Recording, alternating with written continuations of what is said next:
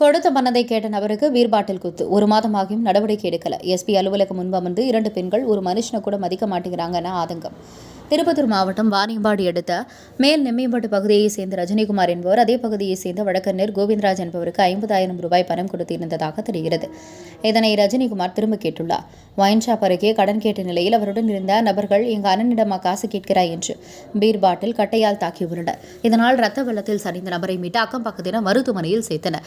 இதுகுறித்து காவல் நிலையத்தில் புகார் அளித்தும் இதுவரை நடவடிக்கை எடுக்கவில்லை என கூறி திருப்பத்தூர் மாவட்ட காவல் கண்காணிப்பு அலுவலகம் முன்பு வந்து நடவடிக்கை எடுக்க கோரிக்கை வைத்தனர். அப்போது பேசிய பெண்கள் புகார் கொடுத்து மாச கணக்கு ஆகுது சார், ஆனா இதுவரைக்கும் நடவடிக்கை எடுக்கல. எங்களை மனுஷனா கூட மதிக்க மாட்டேங்கிறாங்க. ஆளுங்கட்சி சப்போர்ட்டால எந்த நடவடிக்கையும் எடுக்க மாட்டேங்கிறாங்க. நாங்க என்ன செய்யறது என்று புரியல. ரஜினிகுமாரை அடித்த 3 பேரை உடனடியாக கைது செய்ய வேண்டும் என்று ஆதங்கத்துடன் கூறினர். பின்னர் அங்கு வந்த போலீசார் நடவடிக்கை எடுக்கிறோம் என்று பாதிக்கப்பட்ட நபரின் மனைவி ஏமலதா அவரின் தங்கை ஆகிய 2 பெண்களை போலீசார் சமாதானம் செய்து அழைத்து சென்றனர். இதனால் மாவட்ட காவல் கண்காணிப்பாளர் அலுவலகத்தில் பரபரப்பு ஏற்பட்டது.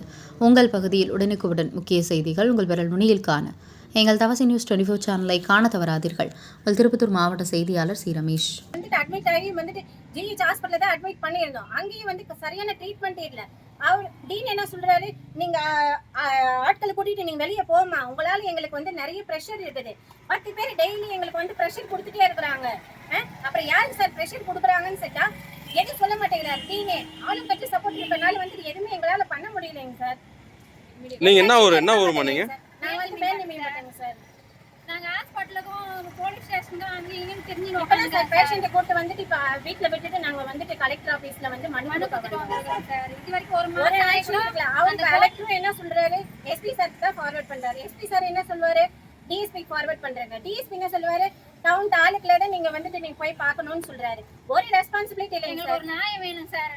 சரி, இப்போ பாட்டில பீர் பாட்டில் அடிச்சு கையில கத்தியால குத்திட்டு 108 ஆம்புலன்ஸ்ல டிஹெச்ல தான் அட்மிட் பண்ணியிருந்ததுங்க. 1 மாசம் ஆச்சுங்க. ஒன்னும் எந்த அக்யூஸ்ட் நடவடிக்கை எடுக்க மாட்டேங்கிறாங்க, அரெஸ்டும் பண்ண மாட்டேங்கிறாங்க சார். என்னன்னு எங்களுக்கே தெரியலைங்க. எங்களுக்கு என்ன சார் சப்போர்ட் இருக்குது? எதுவுமே கிடையாது.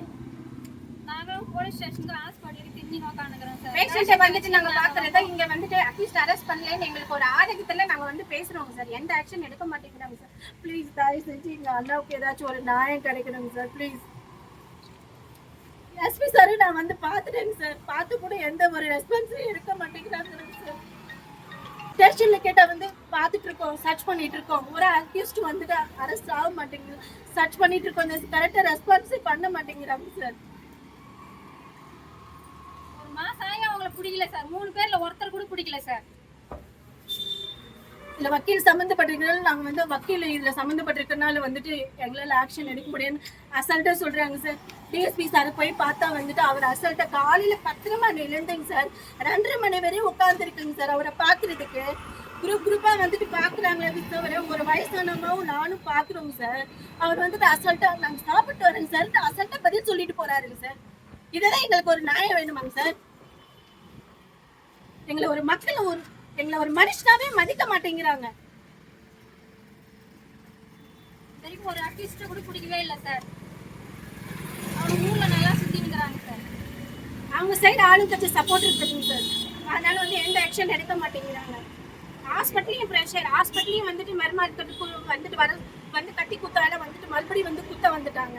அதுக்கும் ஆக்ஷன் 100 போலீஸ் கால் பண்ணி ஆக்ஷன் பண்ணோம். அதுக்கும் எந்த ரெஸ்பான்ஸ் இல்லைங்க சார்.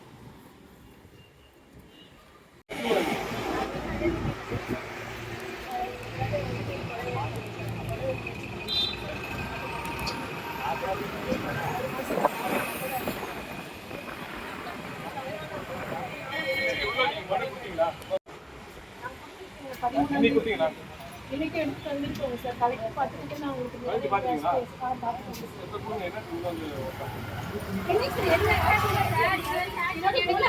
பெட்டிஷன் கொடுக்கறது ஒரு குற்றவாளியை கூட பிடிக்கல சார்.